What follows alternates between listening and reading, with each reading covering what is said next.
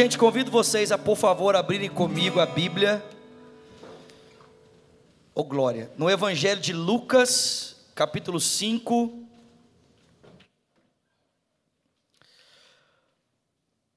Que silêncio, hein, irmãos? Misericórdia.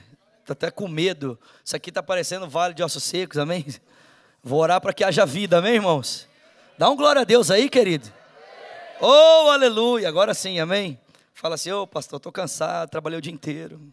Mas o Senhor vai renovar as suas forças, aleluia. Lucas capítulo 5, a partir do versículo 1. Eu quero falar com você nessa noite sobre sem desperdício. Diga comigo, sem desperdício. Diga para o seu irmão, por favor, sem desperdício. E eu quero fazer isso a partir desse texto de Lucas capítulo 5, a partir do versículo 1. Diz: certo dia, Jesus estava na praia do lago da Galileia, e uma multidão se apertava em volta dele para ouvir a mensagem de Deus. Ele viu 2 barcos que estavam no lago, perto da praia. Os pescadores haviam saído deles e estavam lavando as redes. Jesus entrou em um dos barcos, o de Simão, e pediu que ele o afastasse um pouco da praia. E então sentou-se e começou a ensinar a multidão. E quando acabou de falar, Jesus disse a Pedro: leve o barco para um lugar aonde o lago é bem mais fundo. E então você e os seus companheiros joguem as redes para pescar. Simão Pedro respondeu: mestre, nós trabalhamos a noite toda e não pescamos nada. Mas já que é o Senhor que está mandando jogar as redes, eu vou obedecer. E quando eles jogaram as redes na água, pescaram tanto peixe, que as redes estavam se rebentando. E então fizeram um sinal para os companheiros que estavam no outro barco, a fim de que viessem ajudá-los. Eles foram e encheram os 2 barcos com tanto peixe, que os barcos quase afundaram. Quando Simão Pedro viu o que havia acontecido, ajoelhou-se diante de Jesus e disse: Senhor, afasta-te de mim, porque eu sou um pecador. E Simão e os outros que estavam com ele ficaram admirados com a quantidade de peixes que haviam apanhado. Tiago e João, filhos de Zebedeu, que eram companheiros de Simão, também ficaram muito admirados. E então Jesus disse a Simão: não tenha medo, de agora em diante você vai pescar gente. Pedro, estão mudando seus negócios também. Você vai parar de pescar peixe para começar a pescar gente. E eles arrastaram os barcos para a praia e deixaram tudo para seguir Jesus. Glória a Deus. Meus irmãos, o evangelho de Lucas é um evangelho bem missionário. A intenção de Lucas é contar para nós a respeito da missão de Deus. A forma como Deus está restaurando o seu governo, a sua autoridade sobre a história da humanidade. Eu não sei se você já tinha parado para pensar nisso, mas Deus criou o homem para ser o espelho dele para a criação, amém? E ele criou a terra para ser o espelho do céu. A intenção de Deus é que a terra reflita a realidade do céu, amém, queridos? Por isso é que Jesus nos ensinou a orar: venha o teu reino, e que a tua vontade seja feita na terra como ela é feita no céu. Só que, irmãos, por uma questão de escolhas, por um determinado momento, as estruturas da criação deixaram de refletir perfeitamente a glória de Deus. Mas Deus continua amando esse mundo. Você pode dar glória a Deus por isso? Talvez você esteja muito interessado em sair desse mundo, mas eu queria dizer para você que Deus está muito interessado em mudar para cá. O desejo de Deus é trazer o céu para a terra, irmãos. O desejo de Deus é que a glória dele, o governo dele, possa ser vista em toda a realidade da criação. E é por isso que Deus traça um plano para resgatar o seu governo. E esse plano, ele vai culminar na encarnação, no nascimento de Jesus. E é isso que Lucas está mostrando para nós. Lucas está dizendo: gente, olhe para a forma como Deus está restaurando o mundo. Olhe para a forma como Deus está restaurando todas as coisas. E Ele está fazendo isso intencionalmente, propositalmente e principalmente através da vida do seu filho. Em outras palavras, Lucas está mostrando para mim e para você que a missão de Deus, essa missão de resgatar o mundo e resgatar os homens, ela é em primeira instância protagonizada pelo próprio Deus. Porque afinal de contas, irmãos, quem é que poderia executar melhor a missão de Deus do que o próprio Deus? É o próprio Deus que está engajado nisso. Às vezes nós temos uma mania de pensar em um Deus distante, em um Deus que não está presente, em um Deus que não tem relação com esse mundo, e quando Ele quer ter relação com esse mundo, então Ele sai desse lugar distante para vir atuar no contexto em que nós vivemos. Mas irmãos, o nosso Deus habita entre nós, Ele se move entre nós, e a gente percebe isso claramente olhando para Jesus. Jesus não é um Deus distante, Ele é um Deus encarnado, Ele é um Deus presente. O seu Espírito não habita em algum lugar distante, o seu Espírito habita conosco, Ele habita em nós. Você pode dar glória a Deus por isso? Só que, irmãos, esse Deus que é protagonista, esse Deus que está interessado em agir no mundo, esse Deus que está interessado em restaurar todas as coisas, não quer fazer isso sozinho. Ele quer contar com a ajuda de pessoas, Ele quer trazer pessoas para participar dessa missão, e é exatamente isso que nós estamos vendo. O que nós estamos vendo aqui nesse texto? Nós estamos vendo Deus, o Deus encarnado chamado Jesus Cristo, trazer homens e mulheres para participar daquilo que Ele está fazendo. E para que esses homens possam participar daquilo que Deus está fazendo, Jesus quer ensinar umas lições muito importantes para eles. E a primeira lição que Jesus quer ensinar para esses homens está logo aqui nos primeiros versículos desse texto. Eu não sei se você percebeu, mas o texto descreve para mim e para você Simão Pedro e os seus companheiros pescando junto do mar ou do lago chamado Mar da Galileia ou Lago de Genezaré. Irmãos, quando a gente estuda um pouquinho da geografia desse lugar, sabe o que a gente descobre? A gente descobre que esse era o lugar mais rico em quantidade e diversidade de peixes daquela época.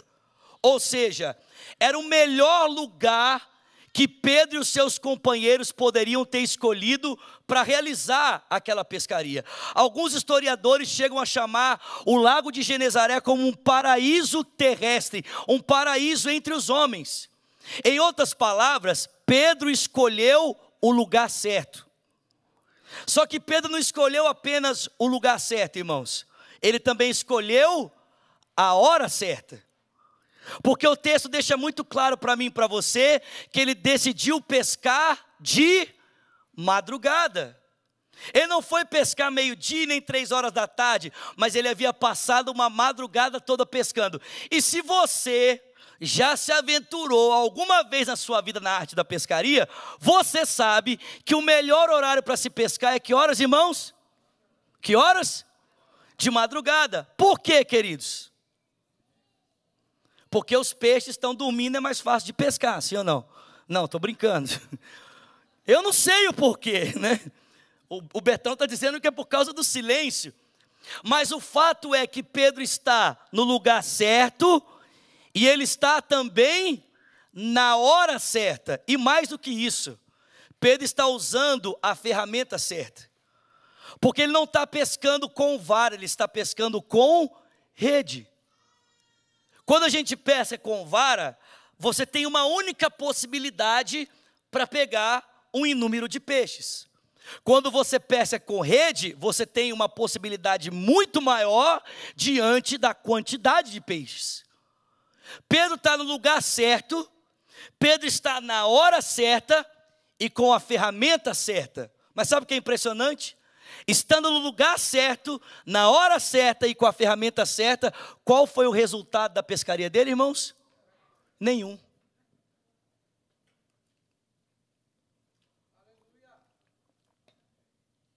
Hora certa, lugar certo, ferramenta certa, resultado, 0. Eu nem vou perguntar se você já passou por isso na sua vida, amém? Eu nem vou perguntar se algum dia na sua vida você tinha convicção de que estava no melhor lugar. Afinal de contas, você fez um estudo, uma análise minuciosa, né, de todos os pormenores que aquele lugar poderia te oferecer. Eu também nem vou perguntar se você estava na hora certa. Afinal de contas, aquele lugar está estatisticamente crescendo. Então todas as possibilidades daquilo que você estudou estão diante de você para o crescimento. E nem vou perguntar se você tinha a ferramenta certa. Mas irmãos, eu acho que todos nós aqui alguma vez na nossa vida já passamos por isso, sim ou não? De estarmos no lugar certo, na hora certa, com a ferramenta certa, e olharmos para a conclusão e percebemos que não está dando em nada. E a pergunta é, por que Deus permite essas coisas? Por que Deus permite que estando no lugar certo, na hora certa e com a ferramenta certa, as coisas ainda não funcionem como a gente planejou? E eu vou dizer para você, irmãos, às vezes Deus permite que essas coisas aconteçam para que a gente possa aprender que a nossa vida não é medida pela nossa capacidade, mas pela misericórdia dEle. Que os nossos resultados não são definidos pela nossa capacidade apenas, mas pela misericórdia de Deus que nos sustenta. Em outras palavras, meu querido, se Deus não sustentar você enquanto você age na história, sabe qual é o resultado de todo o seu esforço? Zero. E irmãos, nós já deveríamos ter aprendido isso, sim ou não? A gente olha para Lamentações capítulo 3 e o profeta diz que por causa da misericórdia do Senhor, que se renova todas as manhãs, é que nós não somos consumidos, porque a sua misericórdia não tem fim, se renova todas as manhãs. O que eu não sei se você sabe é que a palavra misericórdia usada aqui por Jeremias nesse texto é a mesma palavra usada para uma mulher grávida. Olha o que Jeremias está dizendo. Jeremias está falando assim: Deus fica grávido de você todas as manhãs. E porque Deus fica grávido de você todas as manhãs, que você não é consumido, é a causa de você não ser consumido. Agora, irmão, você já olhou para uma mulher grávida? De onde vêm todas as condições para que aquele bebê exista? De onde vem todo o nutriente? De onde vem toda a realidade que ele precisa para crescer, se formar e então vir a nascer? De onde vem, irmãos? Vem da mãe. O que Jeremias está dizendo é o seguinte: se Deus não prover para mim e para você todas as manhãs a condição para que a gente possa viver, existir e ter sucesso nos planos que a gente faz, o que a gente faz não vai ter resultado nenhum. O homem faz planos, mas a resposta desses planos, a resposta aos planos que nós fazemos vem da onde, irmãos? Vem da boca do Senhor. Jesus está dizendo para mim e para você: olha, se você quer participar daquilo que eu estou fazendo no mundo, em primeiro lugar você precisa entender que é a misericórdia do meu Pai que sustenta a sua vida. E irmãos, preste atenção, eu não estou dizendo aqui que é a misericórdia de Deus que sustenta os cristãos, porque a gente tem uma mania de pensar que são apenas os cristãos que são sustentados pelos feitos de Deus na história. Querido, seja você um ateu ou um crente, seja você um cristão devoto ou um cristão meia boca, seja você um budista, um muçulmano ou alguém que nem acredita em Deus, o fato é que você só está de pé porque nessa manhã Deus soprou vida na sua vida. Deus pegou o seu coração e bombeou o sangue que está aí para que você continue existindo, e só Ele pode dar a você êxito naquilo que você faz, porque tudo que nós experimentamos vem dEle, por Ele e para Ele. Essa é a primeira lição, meus irmãos. Nós precisamos depender da misericórdia de Deus. Mas o texto não diz apenas isso. O texto diz que Jesus percebeu Simão Pedro lavando as redes, e ele então decidiu entrar no barco de Pedro para falar à multidão que o comprimia. E a Bíblia diz que, tendo terminado de falar, Simão Pedro então se aproximou de Jesus. Jesus disse para ele: Pedro, entra no barco e leva o seu barco para onde as águas são mais fundas. A segunda lição que a gente precisa aprender aqui, irmãos, com Jesus, se nós queremos participar daquilo que Deus está fazendo com o intuito de restaurar todas as coisas, é que não existe nada na minha vida e na sua vida que Deus não queira usar para glorificar o nome dEle. Não existe nada na minha vida e na sua vida que Deus não esteja interessado em usar para levar glórias ao nome dEle, principalmente o nosso segmento profissional. Aí, glória a Deus, foi tão pequenininho. Porque eu não sei se você entende, o barco de Pedro era o ramo profissional dele, sim ou não? Mas, irmão, você consegue perceber que Jesus deu um outro sentido para os negócios de Pedro?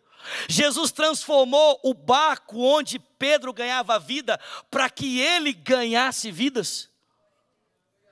Jesus transformou o barco de Pedro em um ponto de pregação.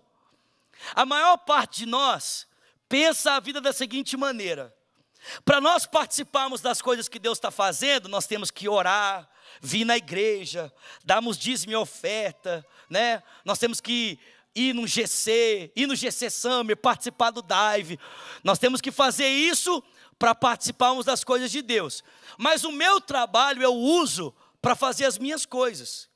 Então as coisas de Deus eu construo com realidades espirituais. Mas as minhas coisas, né, a viagem que eu quero, o carro que eu quero, a roupa que eu quero comprar, a bolsa que eu uso o meu trabalho para adquirir. Meu irmão, preste atenção. Não existe nada na sua vida que Deus não queira usar para glorificar o nome dEle. Não existe mais essa divisão, coisas espirituais e coisas materiais. Quando Cristo entrou na sua vida, Ele se tornou Senhor de tudo que você tem. Ele se tornou Senhor do seu barco. Eu acho interessante o seguinte, que para Jesus entrar no barco de Pedro, ele pediu licença. Quando você estuda esse texto, você vai perceber que a forma como o verbo é aplicado aqui é de uma forma bem gentil. É como se Jesus estivesse dizendo assim: Pedro, você poderia, por favor, permitir que eu entre no seu barco e use ele para falar às pessoas? Jesus entra assim, né, irmãos, bem gentil, bem tranquilo. Mas, querido, estando dentro, ele não pede mais, ele começa a dar ordens. Para entrar no seu barco, ele pede licença. Mas depois que ele está dentro, aí ele começa a dizer o que é que você tem que fazer. Pega o seu barco e leva para o lugar onde é mais fundo. Meu irmão, preste atenção. Não existe nada. Deus quer usar o nosso trabalho. Eu acho que é um pouco disso que o pastor André quer falar conosco quando ele fala: cara, pense em coisas que vão transformar a vida de pessoas. Irmãos, se Deus está interessado em transformar esse mundo, quando a gente sonha com a transformação de outras pessoas e não apenas com o nosso enriquecimento, nós estamos sonhando as coisas que Deus está sonhando para as pessoas. Só que, irmãos, Jesus não quer apenas usar o seu segmento profissional. Não apenas isso. Irmãos, Jesus também está bem interessado em usar inclusive os seus fracassos para cooperar para a glória do nome dEle. Porque eu não sei se você entende como eu entendo, mas Jesus fez questão de levar Pedro para o lugar onde ele havia fracassado. Jesus falou para Pedro: Pedro, pega o seu barco e leva ele para onde as águas são mais fundas. E quando Pedro chegou nesse lugar, Jesus falou assim para ele: agora, Pedro, lança suas redes. Irmão, só que Pedro já conhecia aquele lugar. Ele já tinha estado ali. Aliás, ele tinha estado ali por uma madrugada inteira. E foi isso que ele falou para Jesus. Ele falou: Jesus, olha, quer saber de uma coisa? Eu já estive aqui. Eu sei muito bem aonde isso vai dar. Eu já estive nesse lugar, eu já me esforcei muito, mas por causa da sua palavra, Irmãos, eu fico pensando, onde é que Pedro arrumou essa convicção de que a palavra de Jesus poderia transformar a realidade dele? Talvez essa convicção tenha vindo a Pedro de ver o que a palavra de Jesus estava fazendo na vida de outras pessoas enquanto ele pregava daquele barco. Talvez ao observar o impacto da palavra de Jesus, enquanto aquela multidão o ouvia pregar sobre o barco, Pedro falou assim: cara, a palavra desse cara tem poder mesmo para mudar a vida das pessoas. E na hora que Pedro teve a oportunidade de experimentar a mesma palavra, ele disse: olha, Jesus, eu já estive aqui e eu sei muito bem onde isso vai dar, mas sabe de uma coisa, porque você está falando e eu conheço agora o poder das suas palavras, eu vou lançar as minhas redes. Só que você acha que essa foi a única vez que Jesus levou Pedro para o seu lugar de fracasso? Em Mateus capítulo 14, Jesus havia acabado de receber a notícia de que o primo dele havia morrido, João Batista. Sabe o que ele faz? Ele vira para os discípulos e diz: eu preciso ter um tempo de oração, mas vocês podem pegar o barco e passar para outra margem. Pega o carango, pega o Porsche, pegue a van e passa para outra margem. E Jesus ficou ali orando, irmãos. Só que a Bíblia diz que por volta das 3 horas da manhã, uma tempestade começou a assolar o barco dos discípulos. E eles começaram a ficar desesperados, a Bíblia diz, ao ponto de perderem esperança da sua vida. E aí de repente, no meio daquela tempestade, a Bíblia diz que eles avistam um homem andando sobre as águas. Aí eles ficam mais desesperados ainda, porque eles pensam que é um fantasma e gritam mais de medo. Mas Jesus diz: sou eu, não tenham medo. E aí, diante da palavra de Jesus, Pedro se levanta no barco e diz: se é o Senhor mesmo que está aí, andando por sobre as águas, me manda ir ter contigo. E irmãos, sabe o que aconteceu? A Bíblia diz que Pedro tirou o pé do barco diante da palavra de Jesus e ele começou a andar por sobre as águas. Preste atenção, querido, o mar é o mar da Galileia, o horário é de madrugada, é o mesmo lugar. E Pedro está andando, olhando para Jesus confiante, mas a Bíblia diz que atentando ele para o vento e para as ondas, começou a temer e começou a afundar. E quando ele começou a afundar, ele gritou: mestre, socorre-me, e estendeu as mãos. Eu pergunto para você, o que é que Jesus fez? Jesus foi, pegou Pedro, colocou ele no colo, disse para ele: Pedro, agora eu vou levar você no colo até o barco, Pedro. Sim ou não, irmãos? Não. Jesus pegou Pedro, colocou-o de pé por cima das águas novamente, e o fez voltar andando por sobre as águas na companhia de Jesus para o barco. E quando ele chegou no barco, Jesus disse para ele: Pedro, por que você teve fé? Porque você teve dúvidas, perdão. Por que você não teve fé? Homem de pequena fé. Agora você acha que essa foi a última vez que Jesus levou Pedro para o lugar de fracasso? No Evangelho de João, a Bíblia diz que Jesus estava para ser preso, era de madrugada.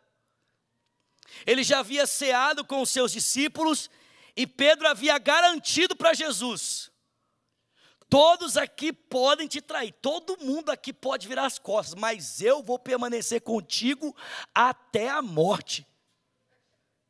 Vou ficar com o Senhor, ainda que isso custe a minha vida. Pois bem, eles saem da ceia, vão para o Getsêmani, Jesus ora por 3 momentos, e a esquadrilha de soldados então vem para prender Jesus. Pedro saca a espada, corta a orelha do servo do sumo sacerdote. Jesus diz para ele: Pedro, mete a espada na bainha, porque aquele que vive pela espada também morrerá. E a Bíblia diz que diante dessa palavra de Jesus, Pedro não gostou muito e passou a seguir a distância. E a distância foi tão grande, que quando Jesus entrou no Sinédrio, o lugar religioso onde ele ia ser julgado, Pedro estava tão longe, que ele não conseguiu entrar, ele não chegou a tempo. João, o outro discípulo que conhecia alguém do Sinédrio, intercedeu por Pedro, e Pedro então entrou para ver o julgamento de Jesus. Você conhece a história? Jesus é julgado, condenado à morte, E a Bíblia diz que nesse momento da condenação, Pedro está junto de uma fogueira assistindo o julgamento de Jesus, porque era frio naquela madrugada. Jesus é condenado, e a Bíblia diz que uma mulher vira para Pedro e diz: eu te conheço, você é um dos discípulos dele. Onde é que Pedro estava, irmãos, quando ele negou Jesus pela primeira vez? Ele estava junto de uma fogueira diante do tribunal de Cristo. Mais uma vez ele é questionado, mais uma vez ele nega Jesus, e pela terceira vez é questionado, e pela terceira vez ele diz: eu não conheço esse homem. A Bíblia diz que o olhar de Jesus se cruzou com o olhar de Pedro nessa hora, e ele saiu entristecido. 3 dias depois, Jesus ressuscita, e quando Jesus ressuscita, ele aparece às mulheres e diz: vão e digam aos discípulos e a Simão Pedro, que eu estou indo adiante deles para a Galileia. Irmãos, por que vai, diz aos discípulos e a Simão Pedro? Pedro não fazia parte do grupo dos discípulos? Mas talvez nesse momento, por causa da traição, Pedro nem se sentisse digno mais de estar naquele grupo. E Jesus vai adiante deles, os encontra na Galileia, restaura Pedro, tem um encontro com Pedro. Mas durante esses 40 dias que Jesus permaneceu, teve um tempo que ele sumiu. E aí quando Jesus sumiu, Pedro teve uma brilhante ideia. Sabe qual foi a brilhante ideia dele? Sabe qual foi? Ele decidiu ir pescar. Aonde? No mar da Galileia. Que horas, irmãos? De madrugada. Qual foi o resultado da pescaria? 0. Irmãos, esse mar da Galileia tinha muitas informações para Pedro. Só que na manhã seguinte, um homem se põe à beira do mar e grita para eles: e aí, gente, como é que foi a pesca? Vocês pegaram muita coisa? E eles dizem: não pegamos nada.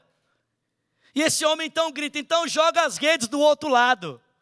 E quando eles jogam as redes, a Bíblia diz que elas se enchem de peixe. João vira para Pedro e diz: Pedro, é o Senhor. Pedro salta do barco, pega a roupa dele e vai ao encontro de Jesus. E quando ele chega na praia, ele descobre que já tem uma fogueira e peixe assado esperando por ele. Eles comem juntos. E depois da refeição, Jesus pega Pedro, traz para junto da fogueira. Vocês estão comigo aqui, gente? Onde é que Pedro estava quando ele negou Jesus a primeira vez?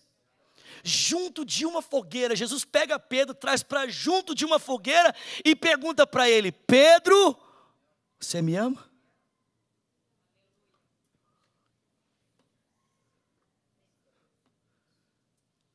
Pedro responde assim: Senhor, eu sou seu amigo.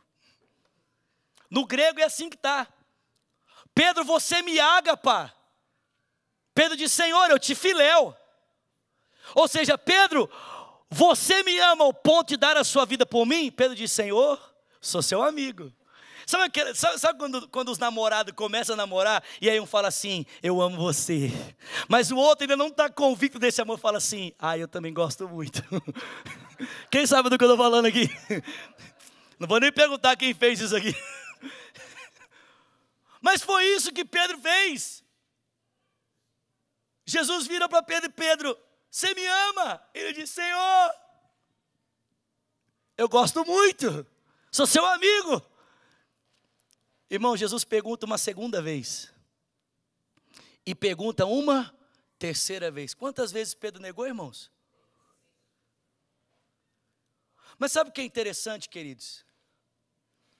É que mesmo sabendo da resposta de Pedro, mesmo sabendo que Pedro não o amava como ele o amava, mesmo que Jesus soubesse que Pedro não o amava como ele merecia ser amado, Jesus virou para Pedro e disse: Pedro, não tem problema, vamos começar a jornada a partir daqui então. Pedro, não tem problema, eu sei que o seu amor por mim não está no nível que eu espero encontrá-lo. Mas sabe de uma coisa, Pedro? Se você ama esse tanto, não tem problema, nós vamos começar daqui. Vai e pastoreia as minhas ovelhas. Jesus não virou para Pedro e disse: olha, vai aperfeiçoar o seu amor, vai orar mais um pouco, para que você possa me amar como eu mereço, e depois a gente volta a conversar. Não, Jesus disse para ele: Pedro, é aqui que você me ama, pois é daqui que nós vamos começar essa jornada. Meu irmão, preste atenção, aleluia, até que enfim, né? Obrigado, irmãos, Deus é bom, né? Que bênção, né? Irmãos, a gente pensa o seguinte, a gente pensa que Deus não quer lidar com os nossos problemas, a gente pensa que Deus não quer lidar com os nossos defeitos, que Deus não quer lidar com as nossas falhas. A gente pensa que Deus, Ele quer que a gente oculte os erros dEle e se apresente a Ele perfeitamente, e perfeitamente perfeito, para dizer: Senhor, agora estou eu aqui, totalmente pronto e capaz da Tua presença, para fazer tudo aquilo que me disseres que eu faça. Irmãos, esse Deus não existe. O Deus que nós servimos é um Deus cheio de graça e misericórdia. É um Deus que transforma até os nossos fracassos em uma oportunidade para glorificar o nome dEle. Até onde a gente afunda, Ele nos levanta para que o nome dEle seja honrado. Esse texto termina de uma forma maravilhosa. A Bíblia diz que depois daquela pesca, os peixes começaram a encher a rede de Pedro e dos seus amigos. Diante daquele milagre, o texto diz que Pedro salta do barco, ele dá um pulo, e ele olha para Jesus, e ele diz: fica longe de mim,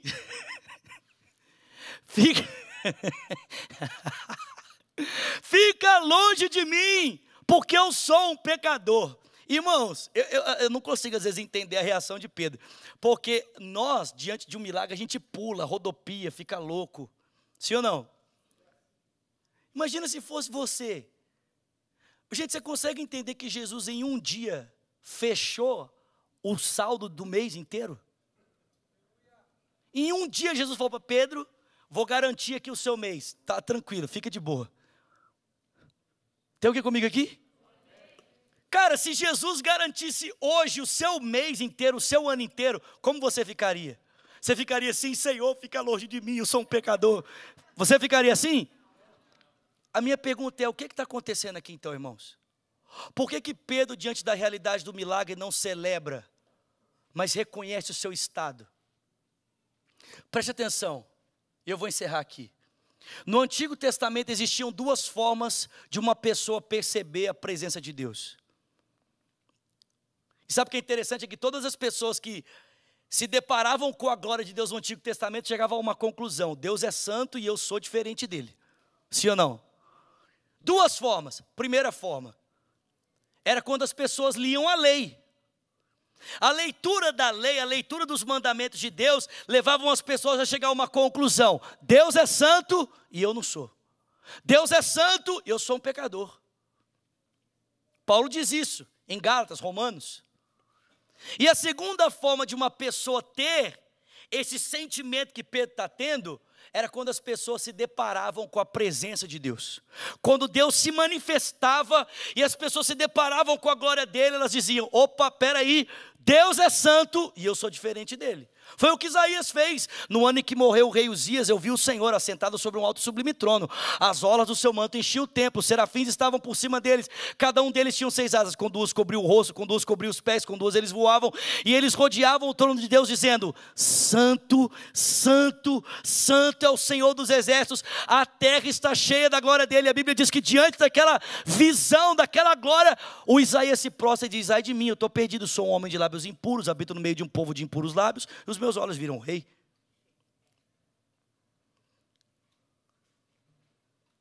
Irmãos, o que Pedro está experimentando aqui, nesse texto de Lucas 5, é o que eu chamo de ser invadido pelo senso do divino. Pedro está sendo invadido com a convicção de que aquele homem que está diante dele não é um simples ser humano. Ele não é um mero profeta fazedor de milagres. Aquele homem que está diante dele tem o poder com a sua palavra de coordenar o curso da criação. Aquele homem que está diante dele tem o poder com a sua palavra de alterar a realidade do mundo. Esse homem não pode ser apenas um homem, apenas um mero profeta. Esse homem só pode ser Deus. É verdade que essa não foi a primeira vez que Pedro se encontrou com Jesus. A primeira vez que ele tinha se encontrado com Jesus foi quando o irmão dele, André, disse: olha, nós conhecemos o Messias. Pedro foi lá, viu Jesus, mas continuou na mesma. A segunda vez foi num culto na sinagoga em Cafarnaum. Jesus curou um homem, Pedro viu, levou ele para casa.